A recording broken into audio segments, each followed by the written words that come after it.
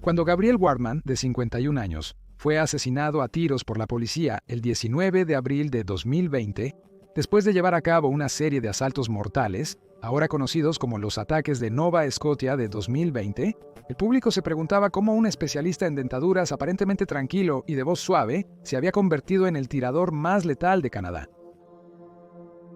Sin embargo, a medida que se desentrañaba el caso, se reveló que Wartman no era un desconocido para las fuerzas del orden y que la cara que mostraba en público era solo eso, una fachada. Bajo la superficie, Wartman era un hombre paranoico, controlador y violento. A pesar de que las fuerzas del orden conocían el peligro que representaba, permaneció libre para cometer el peor tiroteo en la historia del país. ¿Dónde falló la aplicación de la ley? ¿Y qué convirtió a Gabriel Wartman en el retorcido asesino que es hoy? En este documental, buscamos arrojar luz sobre estas preguntas y más, mientras exploramos el caso de Gabriel Wartman y los ataques de Nova Scotia en 2020, el tiroteo más mortífero de Canadá.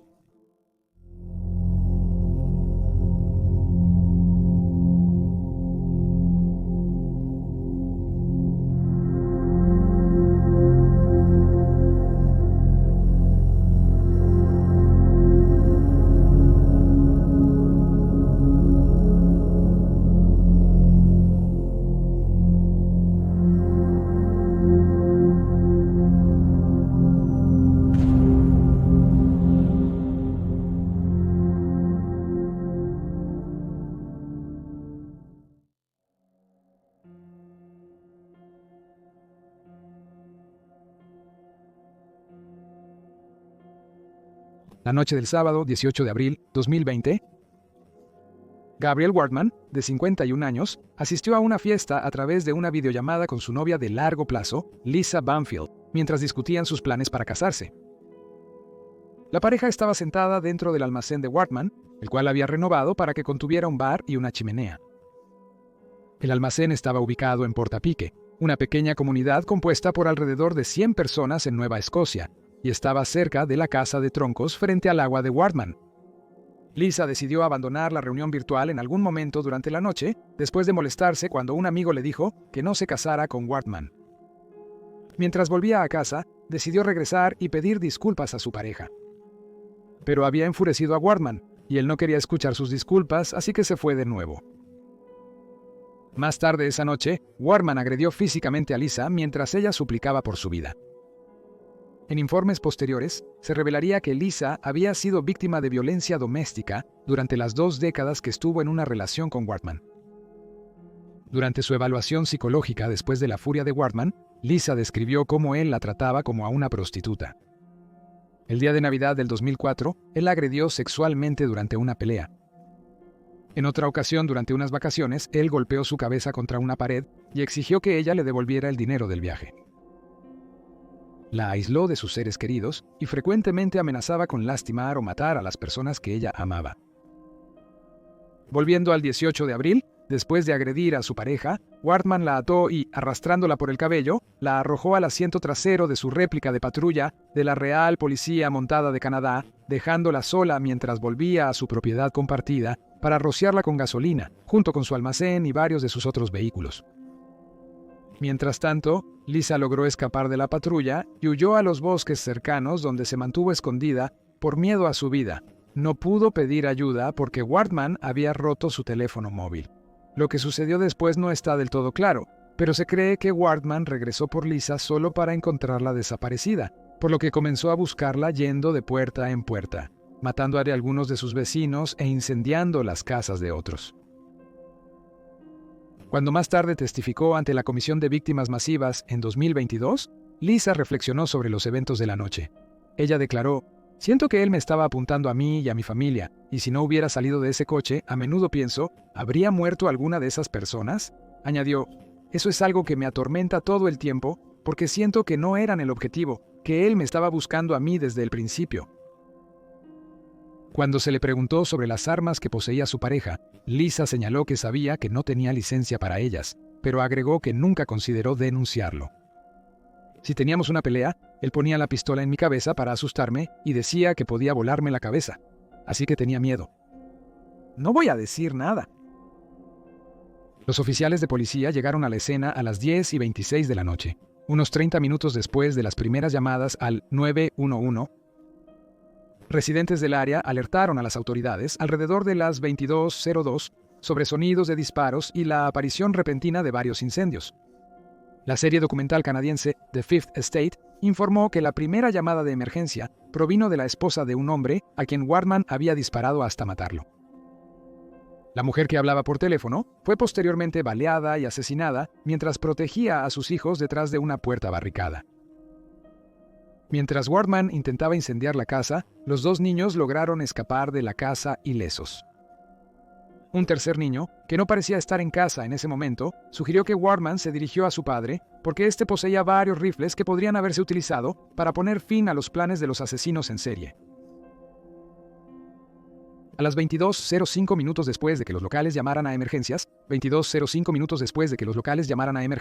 Wortman volvió a su propiedad, que se incendió rápidamente tras rociarla con gasolina. Una mujer creyó que Wortman era un oficial de policía y se acercó a él, por lo que él le disparó y la mató. En las semanas posteriores al ataque, los investigadores concluyeron que Wortman huyó del lugar poco después de la llegada de la policía. Un testigo vio un vehículo cruzando un campo alrededor de las 22:35. Sin embargo, con el paso del tiempo, la Real Policía Montada de Canadá concluyó que su teoría inicial era errónea y que Wortman no había huido de la escena hasta alrededor de las 22:45-90 minutos después de la llegada de los oficiales. Según informes, condujo su coche por un camino de tierra a lo largo de un campo de arándanos, una salida que no había sido acordonada por las autoridades y era una salida no mapeada del vecindario. Poco después de que llegara la Real Policía Montada de Canadá, se les acercó un hombre que explicó que había sido disparado por su vecino, un hombre al que llamaba Gabe, y que Gabe conducía un coche que parecía un crucero de la Real Policía Montada de Canadá. Luego, los policías solicitaron refuerzos, por lo que la Unidad de Incidentes Críticos de la Real Policía Montada de Canadá acudió al lugar. Esta unidad fue encargada de buscar a Wortman y contener el área. Unidades K-9, miembros del equipo de respuesta de emergencia, negociadores de crisis y unidades de desactivación de bombas fueron enviados a Portapique para ayudar en las secuelas del ataque. Usando información de los vecinos, la Real Policía Montada de Canadá investigó los antecedentes de Gabriel Wortman, descubriendo sus vehículos que incluían 3 Ford Taurus previamente utilizados como autos policiales. 2 de estos vehículos se encontraban en Portapique, en las propiedades de Wortman. El otro fue hallado en Dartmouth, donde el hombre de 51 años también tenía una vivienda. Sin embargo, los oficiales desconocían el cuarto vehículo de Wortman, el crucero de la Real Policía Montada de Canadá, retirado en el que había metido a su pareja antes de que ella lograra escapar. El vehículo no contaba con placas ni registro.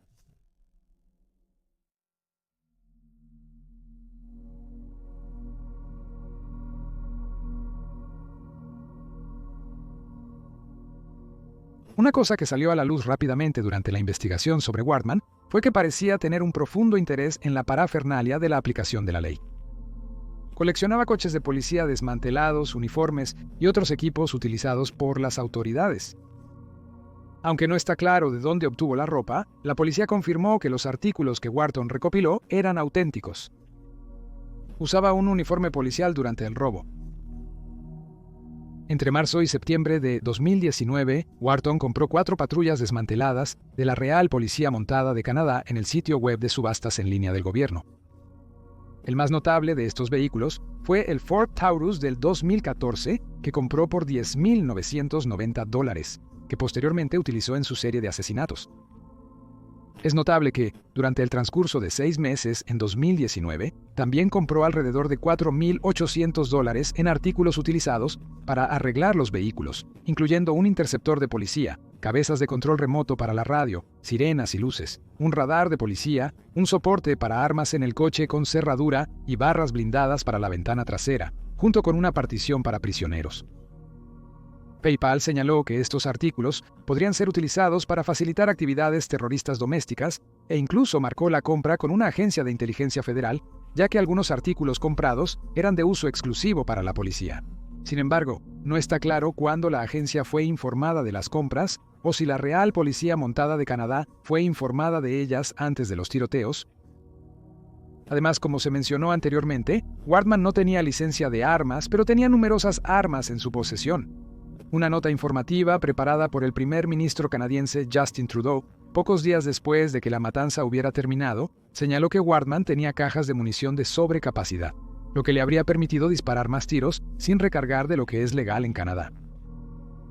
Posteriormente se descubrió que 3 armas usadas en el crimen fueron introducidas ilegalmente desde Estados Unidos, y otra se obtuvo de forma ilícita en Canadá. Una quinta y última arma fue robada de una agente de la Real Policía Montada de Canadá después de que Wardman la matara a tiros. Un testigo llamó a la casa de Wardman un santuario para la Real Policía Montada de Canadá, aunque más tarde se revelaría que él afirmaba despreciar a las fuerzas del orden.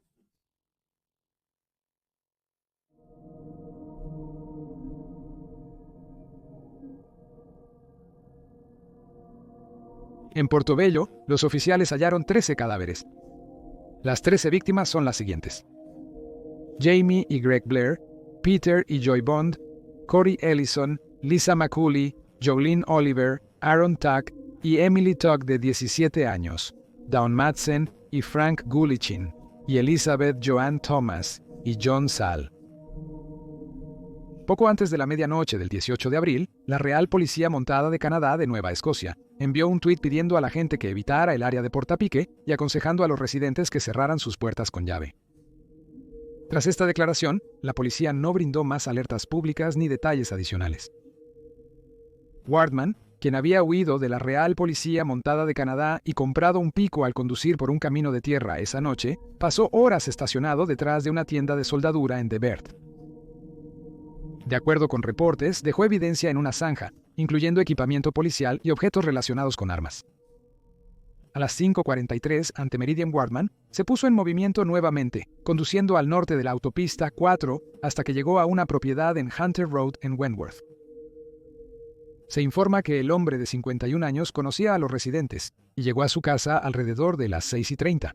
Poco después de llegar, mató a los 2 ocupantes, Alana Jenkins y Sean McLeod, junto con sus 2 perros.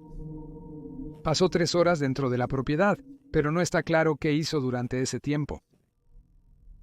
Cerca de las 8 am, luego de hablar con Lisa Banfield, la Real Policía Montada de Canadá alertó a los oficiales en Nueva Escocia que Wardman poseía un vehículo y uniforme policial. La alerta señalaba que el hombre de 51 años, buscado por homicidio y familiarizado con armas de fuego, podría estar en cualquier parte de la provincia. Luego anunciaron públicamente que estaban lidiando con un tirador activo en Portapique, identificando públicamente a Wardman como sospechoso, e incluyendo su fotografía. Mientras tanto, Wardman abandonó la propiedad de Hunter Road cerca de las 9 de la mañana. Luego incendió a los residentes y asesinó a Tom Bagley, un vecino que había venido a ayudar a apagar las llamas.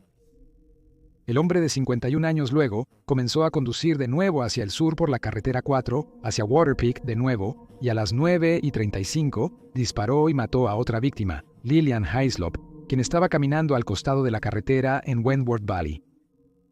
A las 9:45, Wardman visitó una casa conocida en Glenholm. Sin embargo, los ocupantes lo reconocieron y rehusaron abrir. Un residente tomó una escopeta calibre 12 para disuadir a Wardman de entrar por la fuerza.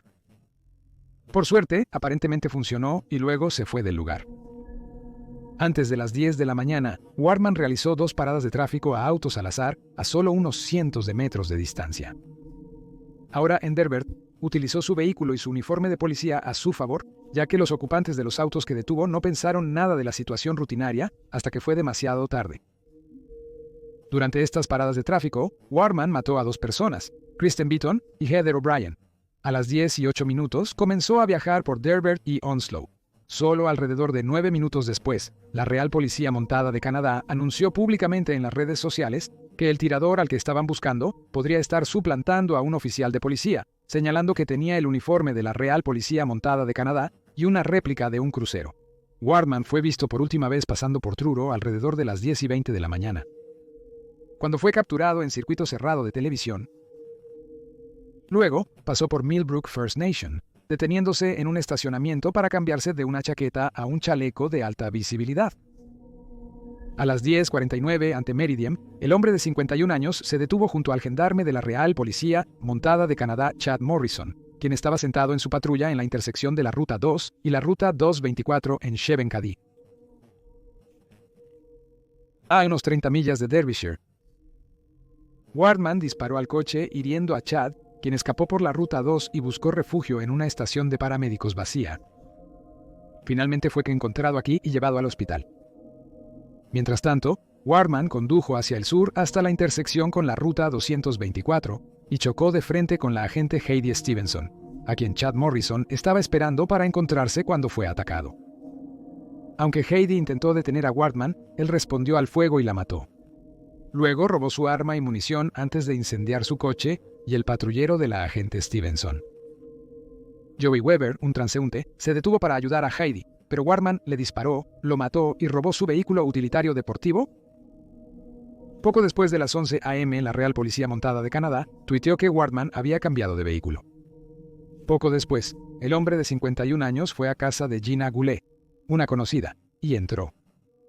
Wardman mató a Gina y le disparó a uno de sus 2 perros, pero el perro sobrevivió. Luego cambió de ropa y abandonó el vehículo utilitario deportivo que había robado, optando por llevarse el Mazda de Gina en su lugar. Cerca de las 11:24, fue visto manejando hacia el sur por la autopista 102 a través de Milford. Solo minutos después, Wardman se detuvo para repostar en el área de servicio Irving Big Stop en Enfield, a 57 millas al sur de Portapique. Aún dentro de su vehículo, fue visto por 2 oficiales de la Real Policía Montada de Canadá que recién llegaban a la escena. Un oficial sacó su arma al salir de su patrulla y apuntó a Wardman, sentado en el asiento del conductor del Mazda. Cuando Wardman levantó su arma hacia su cabeza y disparó, los oficiales de la Real Policía Montada de Canadá le dispararon. Se confirmó la muerte de Wardman a las 11:40 de la mañana.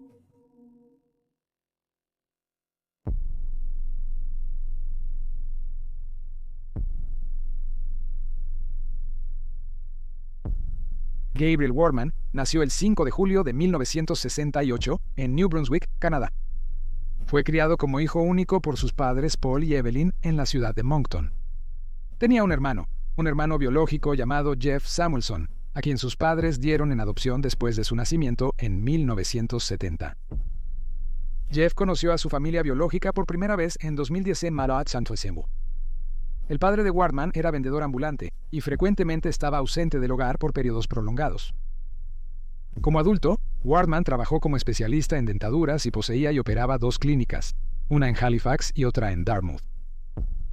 El hombre de 51 años poseía varias propiedades en toda Nueva Escocia, incluyendo Halifax, Dartmouth y Portapique. Su patrimonio, compuesto por 6 propiedades y 3 corporaciones, se valoraba en $2.1 millones canadienses. Wardman había heredado gran parte de su riqueza de su amigo cercano y socio de negocios, Tom Evans, un abogado deshonrado que renunció antes de que pudiera ser inhabilitado después de enfrentar una serie de condenas criminales y de control de licores a finales de los 80 y principios de los 90. Antes de morir en 2009, Evans hizo a Wardman el ejecutor de su estado, dejándole todo a él. Los dos parecían tener un vínculo particularmente estrecho, a pesar de su diferencia de edad de 19 años, con Wardman declarando en 2010 que habían sido amigos desde la infancia. Las posesiones que Evans dejó a su amigo incluyen un rifle semiautomático Ruger Mini 14 que Wardman usaría más tarde en su serie de asesinatos. Conocidos de los hombres afirmaron que la pareja había ganado dinero viajando a Estados Unidos y contrabandeando productos ilegales a través de la frontera usando los barcos de Evans. El tío de Wardman, Glynn, evocó su primer encuentro con Evans. Tuvo la corazonada de que el hombre mayor era una mala noticia y se lo dijo a los padres de Wardman. Evans era un abogado bien conocido en Fredericton, New Brunswick, en los años 80, descrito como una amenaza y entretenido como el infierno. Aunque practicaba derecho penal y se ocupaba de testamentos y divorcios, su carrera apenas despegó debido a sus propios problemas legales. En 1987, fue suspendido por la Sociedad de Abogados durante un año tras ser hallado culpable de proveer alcohol a un menor. Ese mismo año, fue condenado por un cargo de uso ilegal de un arma de fuego sin la debida precaución. Después recibió una sentencia suspendida de 1 año con 1 año de libertad condicional y prohibición de armas de fuego. En 1990 fue condenado por agredir sexualmente a un menor de edad y suministrarle alcohol. Apeló la condena, pero fue rechazada. Evans renunció como abogado 4 días antes de que se le diera el veredicto de culpabilidad, y aunque evitó ser inhabilitado, nunca volvió a trabajar como abogado. A pesar del carácter criminal de Evans, los allegados a Wortman nunca creyeron que la relación fuera abusiva. Si acaso, Evans fue descrito como un padre para Wortman, con un amigo cercano de Evans declarando: Evans moldeó a Wortman en la persona profesional que se convertiría, creo, pero también lo moldeó de otras maneras. Hay cierta especulación de que Wortman se apegó a Evans y lo veía como una figura paterna debido a su problemática y turbulenta crianza. El tío de Wortman, Glynn, ha acusado a su hermano Paul, el padre de Wortman, de ser un abusador en declaraciones a los medios. Declaró que nunca lo trató como a un niño pequeño. Lo trató como a un animal. Recordó el tiempo que se quedó con Paul, Evelyn y Wortman en Hamilton durante unos meses, donde rápidamente se dio cuenta de que Paul había heredado la racha violenta de su propio padre. Una vez, oyó gritos desde el cuarto del matrimonio. Glynn le dijo a Salwire: corrí por el pasillo, abrí la puerta y Paul estaba encima del pecho de Evelyn y la estaba asfixiando. Al notar que los observaban, Paul soltó a su esposa. Wortman, apenas de 1 año de edad, estaba observando cómo se desarrollaba la escena. Luego, Glynn propuso que él llevara al niño a quedarse un tiempo con su abuela, madre de Paul y Glynn. Los padres de Wortman estuvieron de acuerdo. Glynn recordó: los miembros cercanos de la familia notaron que la relación entre Paul y Evelyn nunca mejoró. Siempre fue víctima de su cruel y violento abuso. A medida que Wortman crecía, él también se convirtió en un objetivo para su padre, quien es descrito como manipulador, posesivo y violento. Wortman sería descrito de la misma manera exacta después de su serie de asesinatos en el año 2020. Un testigo cercano a la familia que pidió permanecer en el anonimato dijo que Paul desgastó lentamente a su hijo, moldeándolo en el monstruo que se convirtió en la mediana edad. El temperamento de Paul era tal que incluso la más mínima infracción o percance infantil lo lanzaría a una furia violenta. Una vez se jactó de haber forzado a su hijo de 9 años a dispararle a su perro por no limpiar sus heces. 4 años antes, cuando Wortman tenía solo 5 años, su padre se hartó de que todavía estuviera apegado a su manta de bebé, así que la prendió fuego frente a él. Pero Paul no se transformó en un abusador violento repentinamente. Tenía 4 hermanos, todos los cuales le tenían miedo incluso en la infancia. Glynn recordó: cuando era niño, él solía golpearme casi todos los días, y todavía le tengo miedo. Stanley, el padre de Paul y Glynn, también fue perpetrador de un desagradable abuso. Glynn describió a su padre como un cerdo horrible y dijo que su hermano mayor era igual que él. Notó que Stanley me trató como mierda toda mi vida. Nunca debería haber tenido hijos. Se sabía que su abuelo George también era abusivo. Un profesor de psicología en la Universidad de Dalhousie, Simon Sherry, señaló que la crianza de un niño tiene una fuerte influencia en si un niño propenso a la psicopatía comenzará a desarrollar rasgos psicopáticos, y en qué medida. Otro hermano de Paul y Glynn, Neil, creía que Paul, un delincuente menor de por vida, impartió una lección de vida a Wortman. Realmente no importa si cometes un delito, la falta está en ser atrapado. Paul seguía cometiendo delitos menores hasta el 2020, cuando fue acusado de robar cuchillas de afeitar de Costco. Neil recordó que cuando Paul llevó a la familia al autocinema, hacía que Evelyn se escondiera en el maletero del coche para no tener que pagar extra por su boleto. Neil cree que Wortman presenció este comportamiento y lo copió, añadiendo que ni los motivos de Wortman ni los de su padre eran sobre ahorrar dinero y vivir de manera frugal, sino sobre burlar el sistema y demostrar que es más inteligente que todos los demás. Siente que esto es particularmente cierto para Wortman. En 2009, Tom Evans falleció y lo convirtió en millonario. En una vena similar, el anuario de Wortman señaló que aspiraba a unirse a la Real Policía Montada de Canadá. Sin embargo, su pareja Lisa le dijo a los investigadores que despreciaba a la policía y pensaba que era mejor que ellos. También se ha dicho que Wortman se encontró en una espiral descendente de una década cuando descubrió en 2009 que tenía un hermano biológico que había sido dado en adopción y tuvo la oportunidad de vivir una vida normal con padres amorosos. El testigo sin nombre que mencionamos anteriormente le dijo a Salwire: «Imagina tener 40 años y descubrir esto, y cómo debió haberse sentido después de una vida llena de engaños y el infierno por el que pasó. Lo destruyó que su hermano tuviera la oportunidad de sobrevivir frente a lo que él tuvo que vivir». Aunque el hermano de Waldman intentó forjar una buena relación con él y sus padres, las cosas se desvanecieron rápidamente solo unos años después de que se conocieron.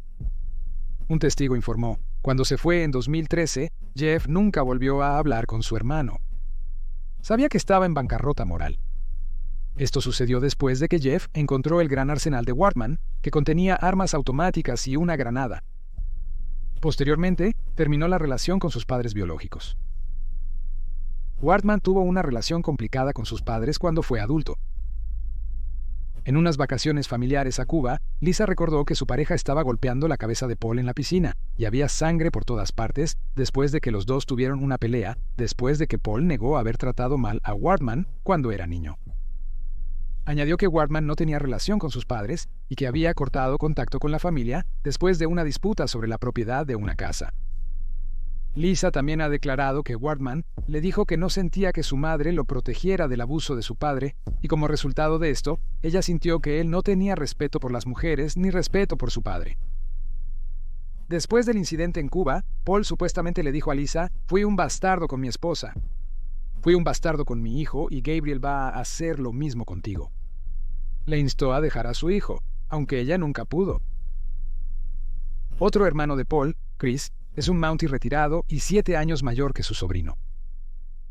Recordó que crecieron juntos en New Brunswick, pero siempre sintió que algo no estaba bien con él. Siempre fue un tipo un poco extraño. Nunca se supo que tuviera un amigo. Tuvo una crianza difícil. Sus padres son muy bizarros, muy extraños, y como resultado, Gabriel también lo era. Hay mucha disfunción. Chris agregó que no se sorprendió cuando descubrió que Wardman fue responsable del peor tiroteo en la historia de Canadá, señalando: «Sabía que siempre fue capaz de matar a alguien o causar un daño grave. Siempre pensé que tal vez mataría a sus padres o a Lisa Banfield. No pensé que terminaría en una masacre».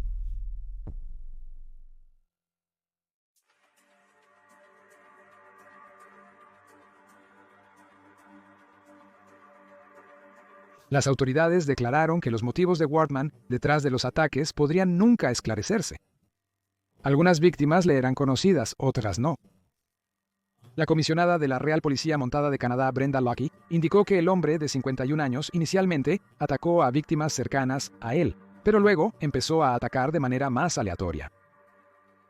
Sostuvieron que los ataques podrían haber sido premeditados, aunque agregaron que no tenían evidencia para corroborar esta idea. El superintendente de la Real Policía Montada de Canadá, Darren Campbell, le dijo a la Corporación de Radiodifusión Canadiense: «No hay evidencia de que él estuviera preplaneando esto, no hay información directa que alguien haya presentado», y dijo que creían que él tenía este plan particular, que iba a ejecutar este plan de la manera en que lo hizo, en la fecha y la hora que lo hizo. Sin embargo, ha habido algunas sugerencias de que la pelea que Wardman tuvo con Lisa la noche del 18 de abril y su posterior asalto a ella fueron posibles desencadenantes que lo llevaron a comenzar su asalto a Nueva Escocia. Además, en la mañana del 19 de abril de 2020, alrededor de las 6 en punto, la pareja de Wardman, Lisa, salió de su escondite y se dirigió a los investigadores, donde reveló otra información que pudo haber impulsado la decisión de Wardman de comenzar a matar. Mientras Lisa le contaba a los investigadores sobre la colección de armas, vehículos policiales y uniformes oficiales de su pareja, mencionó que semanas antes del ataque, Wardman se había vuelto más paranoico y errático, especialmente preocupado por la pandemia de coronavirus 19. Reportes indican que había comenzado a hablar sobre la muerte y declaró que se preparaba para el fin del mundo. Los investigadores descubrieron que un mes antes de los asesinatos, Wardman cerró sus clínicas por la pandemia. En un correo electrónico a un asociado sin nombre, habló de lo enorme que era el coronavirus y de cómo era algo que las personas nunca habían visto ni enfrentado antes. Afirmó que la gente necesitaría armas cuando se quedaran sin dinero, agregando: «Gracias a Dios estamos bien armados». Un día después, liquidó alrededor de $400,000 en activos financieros. Pasaron otros 5 días antes de que vendiera otra cantidad de inversiones. Ese mismo día, le pidió a su gerente de banco dólares 475,000 en efectivo. El 30 de marzo recogió el dinero en efectivo. Después, puso el dinero en una bolsa ignífuga y lo enterró en el jardín de una de sus propiedades en Portapique. Semanas antes de los asesinatos, empezó a acumular gasolina. Se sabe que Wardman compró entre 500 y 600 de la sustancia. Los vecinos en este momento notaron que luchaba con el abuso de alcohol y reportaron haberlo escuchado presumir de tener cal y ácido muriático para deshacerse de los cuerpos. Lisa también declaró que, además de su miedo y paranoia general sobre la pandemia de coronavirus, Wardman también estaba preocupado de que el primer ministro Justin Trudeau comenzara a controlar su dinero. Ella piensa que por eso empezó a retirar dinero en efectivo. Según expertos que hablaron con Global News, algunos hábitos y comportamientos de Wardman, como su historial de violencia, paranoia y profundo interés en coleccionar armas, se asocian con personas que cometen asesinatos masivos. Un ex perfilador del Federal Bureau of Investigation incluso señaló que su obsesión con la aplicación de la ley, evidenciada por su colección de parafernalia, no es rara entre los asesinos masivos, afirmando que tienen una asociación cercana, si no secreta, con el ejército o la aplicación de la ley y nunca han servido realmente en ninguno de los dos. En mayo de 2020, la Unidad de Análisis de Comportamiento de la Real Policía Montada de Canadá lanzó una autopsia psicológica sobre Wardman. Esto requirió que los investigadores conversaran en detalle con los allegados del hombre de 51 años. La autopsia concluyó que Wardman era un recolector de injusticias, un término de criminología para las personas que registran agravios percibidos y quejas menores durante décadas. Es posible que Wardman creyera que los agravios a los que fue sometido solo se corregirían si hacía que otros sufrieran tragedias y dolores similares.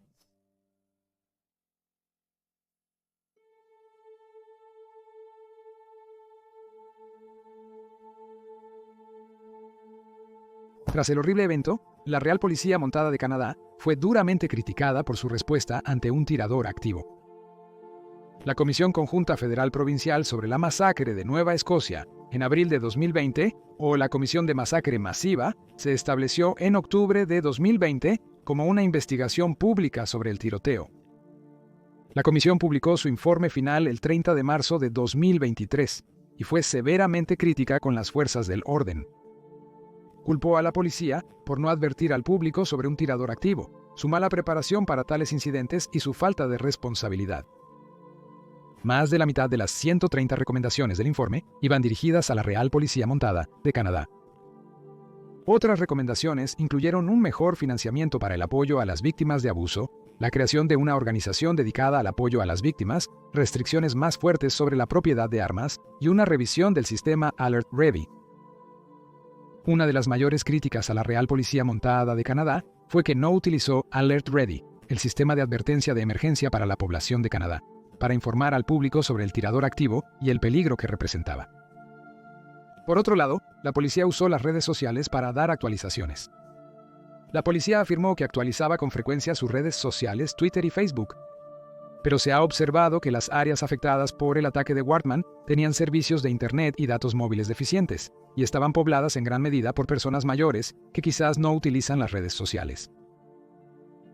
También se ha señalado que, en el momento del evento, la Real Policía Montada de Canadá no pudo buscar a Wardman en helicóptero porque la única aeronave que tenían no estaba disponible debido a mantenimiento. También esperaron horas antes de anunciar que estaban lidiando con una situación de tirador activo. Hasta las 8 de la mañana del 19 de abril, las fuerzas del orden habían estado tuiteando que estaban respondiendo a una queja sobre armas de fuego. Tampoco fue hasta después de las 10 de la mañana que se reveló que el tirador posiblemente estaba disfrazado de oficial de la Real Policía Montada de Canadá. Además, por horas, los primeros respondientes y policías no sabían con certeza si Wardman había sido detenido, según lo evidencian las grabaciones divulgadas. Algunos oficiales creen que el hombre de 51 años ya estaba muerto, suicidándose dentro de una de sus propiedades en llamas. También hubo un incidente en el salón de bomberos de Onslow Belmont, que se estableció como refugio para las víctimas del ataque en Portapique que involucró a 2 oficiales de la Real Policía Montada de Canadá, confundiendo a un oficial de gestión de emergencias con Wortman y abriendo fuego sin previo aviso. Los 2 oficiales fallaron en su objetivo y continuaron buscando al tirador sin verificar a los ocupantes del salón. Dentro del salón, describieron el momento en que las balas comenzaron a volar de la nada, con el bombero voluntario Daryl Corey recordando: probablemente fue el peor momento de mi vida. No creo que la gente comprenda la gravedad o cuán cerca estuvo alguien de morir ese día.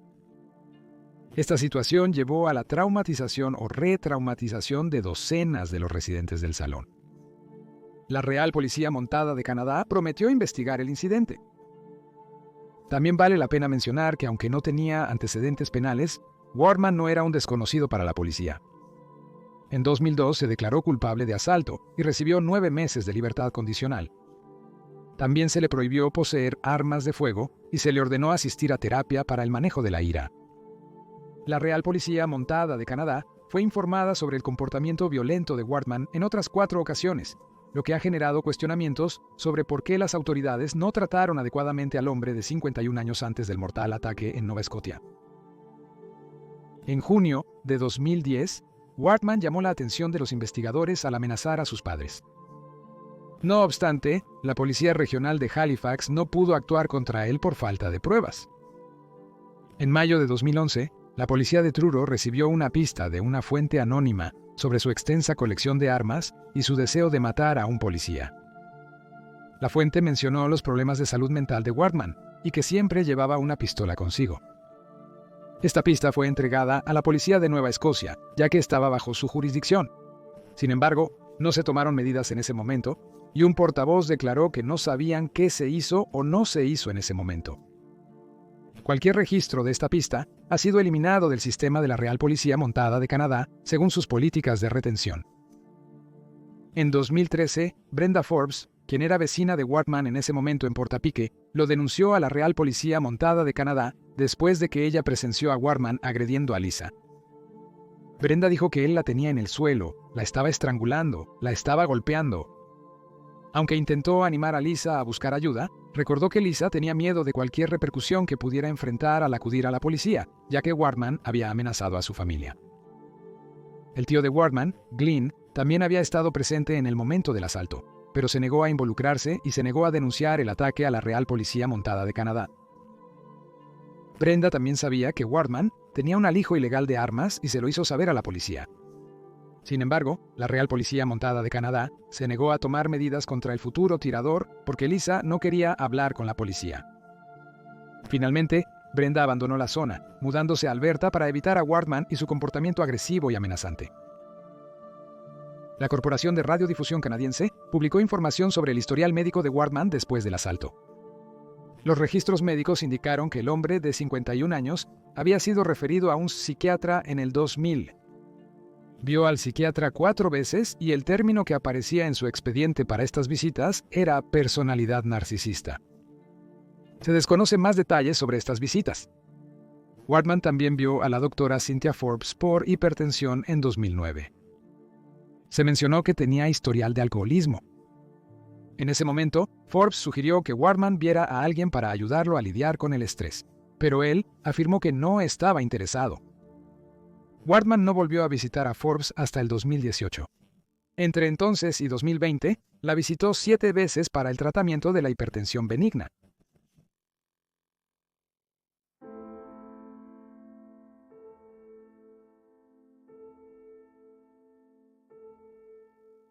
El ataque de Nueva Escocia en 2020 es ahora la masacre con disparos más mortífera en la historia de Canadá. En total, 22 personas murieron a manos de Gabriel Wortman, mientras que 3 víctimas lograron escapar de él, heridas pero vivas. El 4 de diciembre de 2020, Lisa Banfield, la pareja de Wortman, fue acusada de suministrar ilegalmente municiones al hombre de 51 años que posteriormente utilizó en los ataques. Se presentaron cargos similares contra 64 años hermano de Lisa y 60 su cuñado. La Real Policía Montada de Canadá alegó que los 3 suministraron a Wortman la munición entre el 17 de marzo y el 18 de abril. pero dejaron claro que los tres estaban cooperando con los investigadores y no creían que ninguno de los tres tuviera conocimiento previo de las acciones que Wortman tomaría el 18 y 19 de abril. Los cargos contra las tres mujeres fueron retirados en 2022. Mientras tanto, el gobierno canadiense introdujo nuevas restricciones de armas después del asalto de Wortman, prohibiendo el uso y la venta de más de 1.500 rifles de asalto de grado militar, incluyendo 2 de las armas utilizadas en el ataque de abril de 2020. A pesar de la insistencia de los expertos, la venta y posesión de uniformes, equipos y vehículos policiales no ha sido prohibida. En enero de 2022, Atlantic Denture Clinic, el negocio de Wortman en Dartmouth, fue finalmente demolido. Los residentes pedían la demolición del edificio desde 2020, pero su primera protesta solo resultó en la eliminación de la señalización.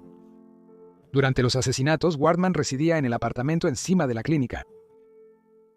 Aunque se ha eliminado el recordatorio físico del hombre detrás del peor tiroteo de Canadá, las cicatrices emocionales de esas 13 horas de horror en abril de 2020 permanecen.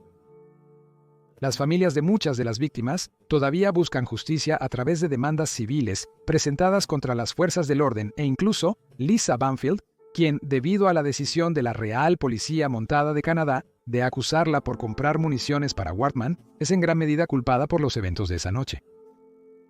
Banfield y las familias de los asesinados por Wortman han luchado por adaptarse a la vida tras el ataque. Cuando salió del bosque la mañana del 19 de abril de 2020, se descubrió que había sufrido una fractura en la columna vertebral y las costillas, así como moretones y rasguños. Estuvo 5 días hospitalizado y desde entonces padece un severo trastorno de estrés postraumático. Se describió el abuso de Wortman como un patrón de control coercitivo diseñado para humillarla, dominarla y asustarla hasta lograr su sumisión. El informe psicológico también señaló que Lisa respondió al abuso con adulación, agradando a las personas hasta tal punto que se desconectó de la realidad. Ella creía que, si amaba y apoyaba lo suficiente a Wortman, él dejaría de abusarla y cambiaría. Pero ese día nunca llegó.